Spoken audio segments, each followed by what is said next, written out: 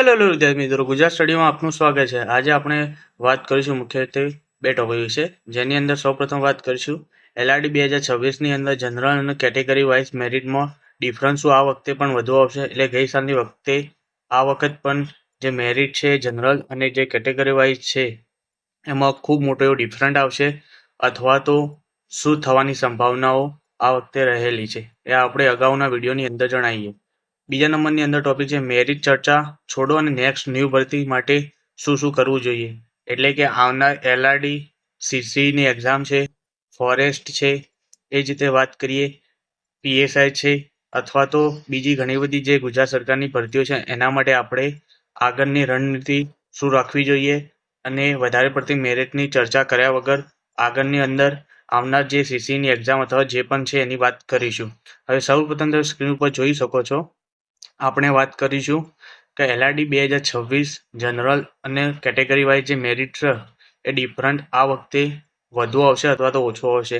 એની પહેલાં હું સ્ક્રીન ઉપર જે તમે જોઈ શકો છો આ છે ગઈ વખત ભરતી એલઆરડી 2025નું ફાઇનલ કટ ઓફ છે, જેની અંદર તમે જોઈ શકો હથિયારી પોલીસ કોન્સ્ટેબલ, બિન હથિયારી, જેલ સિપાઈ અને લાસ્ટ એસઆરપીએફ, જેની અંદર તમે જોઈ શકાય છે આ એલઆરડી 2025નું ફાઇનલ રિઝલ્ટ છે, જેની અંદર તમે જોઈ શકો છો જનરલનું, હથિયારી, બિન હથિયારી અને જેલ સિપાઈ અને એસઆરપીએફની અંદર જનરલ અને ઈડબ્લ્યુએસ એસસી, એસસીબીસી, એસટી કેટેગરીનું કેટલો એવો ડિફરન્ટ તમે જોઈ શકો છો।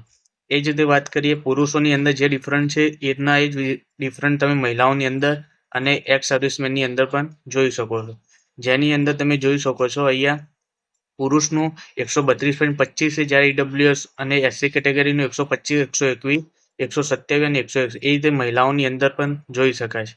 એ જ રીતે હથિયારીની અંદર પણ જનરલ 124 છે, જ્યારે ઈડબ્લ્યુ 125, 121, એસસી 117 એ તે જેલ સિપાહીની અંદર તમે જોઈ શકો। આમ ઘણો બધો ડિફરન્ટ તમે જોઈ શકો। શું આ વખતે પણ આ જ ડિફરન્ટ એટલે કે 2026ની અંદર આ ડિફરન્ટ રહેશે અથવા તો એનાથી વધારે રહેશે અથવા તો કેટલા માર્ક્સનો તફાવત જોઈ શકાય છે। આ જે સ્ક્રીન ઉપર તમે જો મેરિટ જોવો છો એ 2025નું એલઆરડી ફાઇનલ રિઝલ્ટ છે। હવે આપણે વાત કરીશું કે એલઆરડી 2026માં પણ શું આ જ તફાવત રહેશે અથવા તો ઓછું થશે, વધારે થશે, કેટલા માર્ક્સ ફરક પડશે, તો એનો જવાબ છે તમે જોઈ શકો છો એલઆરડી 2025માં જે કેટલા માર્ક્સ હતા અને 2026ની અંદર કેટલા માર્ક્સ।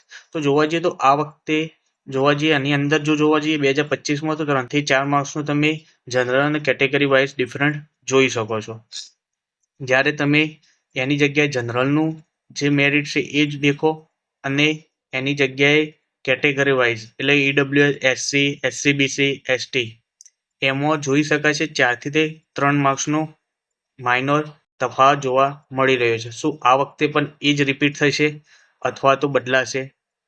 તો અહીંયા વાત કરીએ જનરલ અને જે કેટેગરી વાઇઝ જે ડિફરન્સ છે એ કેટલો જોવા મળ્યો તમે જોઈ શકો તો 5 થી 7 માર્ક્સ, એટલે કે જનરલનું હથિયારી, બિન હથિયારી 3 થી 4, જ્યારે કેટેગરી વાઇઝ જોવા જઈએ જનરલ બંનેમાં 5 થી 7 માર્ક્સનો ડિફરન્ટ તમે સ્ક્રીન ઉપર જોઈ શકો જે 2025ની અંદર હતો।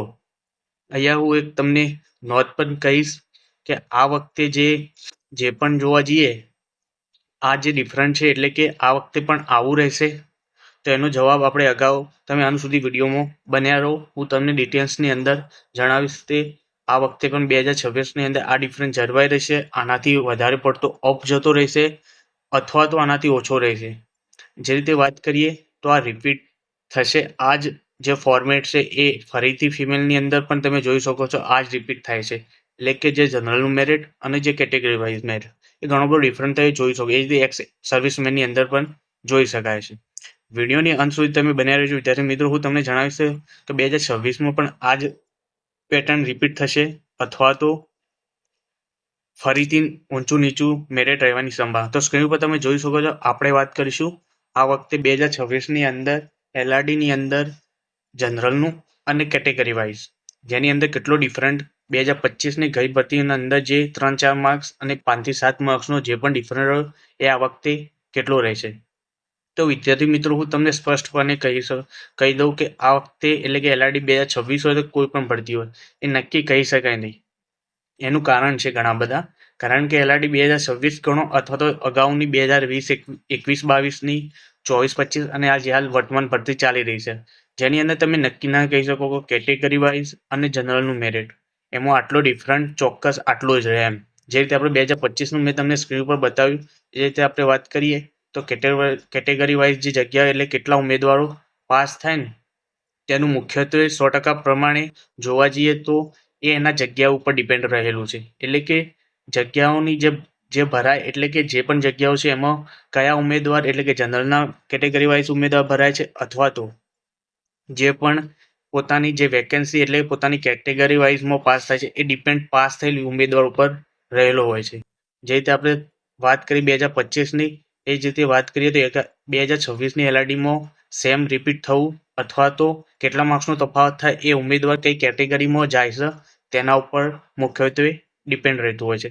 એટલે કે શ્યોર કહી ના શકાય કે આટલા જ માર્ક્સનું રિપીટેશન અથવા તો આટલા જ કેટેગરી વાઇઝ ઉમેદવારોનું માર્ક્સનો ડિફરન્ટ જોવા મળે, કારણ કે એ રહેલી ઉમેદવારોની જગ્યાઓ અને પાસ થયેલ વિદ્યાર્થીઓ ઉપર પડે છે. હવે આપણે સેકન્ડ નંબરની વાત કરીએ, મેરિટ ચર્ચા છોડીને નેક્સ્ટ નવી ભરતી માટે શું શું કરવું જોઈએ. જેની અંદર પ્રથમ તમે જોઈ શકો રનિંગ ઉપર ફોકસ કરવું, જેને પર રનિંગ નથી થતી એને અત્યારથી રનિંગ થોડું ચાલુ કરવું. બીજા નંબરની અંદર સિલેબસ, તો સિલેબસને એક પ્રિન્ટ કઢાવી દેવી જોઈએ અને ડિટેલ્સનો સિલેબસનો અભ્યાસ કરી લેવો જોઈએ, જેના કારણે કોઈ પ્રકારનું ભૂલ ના થાય. ત્રીજા નંબરની અંદર જૂનો ભૂલો એટલે કે તમે જે પણ અગાઉની પોલીસ કોન્સ્ટેબલની અંદર જે પણ ભૂલો કરી છે એને સુધારવી જોઈએ અને પોતાનું કોન્ફિડન્સ વધારવું જોઈએ અને એમસીક્યુ વધારે પ્રેક્ટિસ કરવી જોઈએ, કારણ કે એક્ઝામની અંદર એમસીક્યુ વાઇઝ પેપર હોવાના કારણે. ચોથા નંબરની અંદર વાત કરીએ તો મોક ટેસ્ટ, એટલે કે મેન્સ ટોપિક આ રહેલો કે 100% તમને મોક ટેસ્ટ તો આપવા જ પડશે, જેના આધારે તમે પોતાનું જે પણ સુધારો છે ડિપેન્ડ રહેલી છે કે તમારા અંદર કેટલો સુધારો દિવસે દિવસે થાય છે. એટલે નિયમિત મોક ટેસ્ટ આપવા જોઈએ. હું તમને એ પણ સજેસ્ટ કરીશ કે મોક ટેસ્ટની સાથે મેન્ટરશિપ પણ લેવી જોઈએ. જો તમે મેન્ટરશિપ લેશો જેના કારણે તમને એક ફોકસ અને સારી દિશામાં તૈયારી થઈ છે.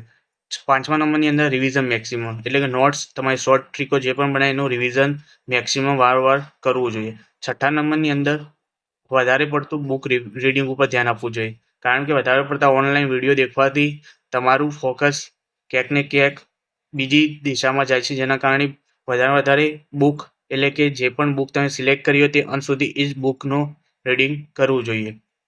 અને હું મેન હવે વાત કરી કે મોક ટેસ્ટ વિશે. તમે આ જોયા કે આપણે નેક્સ્ટ નવી ભરતી એટલે કે આવનાર જે એલઆરડીની ભરતી છે એના માટે શું શું કર્યા જેવું છે. આ 6 મુદ્દાઓ તમારે ખાસ ધ્યાન આપવા પડે. હવે આપણે વાત કરીએ કે સૌથી બેસ્ટ મેન્ટરશિપ લેવી જોઈએ કે અથવા તો કઈ બેસ્ટ મેન્ટરશિપ રહેલી છે. એ હું તમને કોમેન્ટમાં તમે જણાવશો તો નેક્સ્ટ વિડીયોની અંદર હું તમને જે પણ મેં પણ મેન્ટરશિપ લીધી હતી એ જેની અંદર હું જોઈન થયો હતો એ કેવી હતી અને કેવી હોવું જોઈએ મેન્ટરશિપ એવું તમને જણાવીશ. Thank you all of you. Gujarat study ચેનલને તમે સબસ્ક્રાઇબ કરવાનું ભૂલતા નહીં. વિડીયો ગમ્યો હોય તો લાઇક કરો, કોમેન્ટ કરો અને અચૂકથી શેર કરજો. હવે આપણે મળીશું નેક્સ્ટ વિડીયોની અંદર. ધન્યવાદ મિત્રો.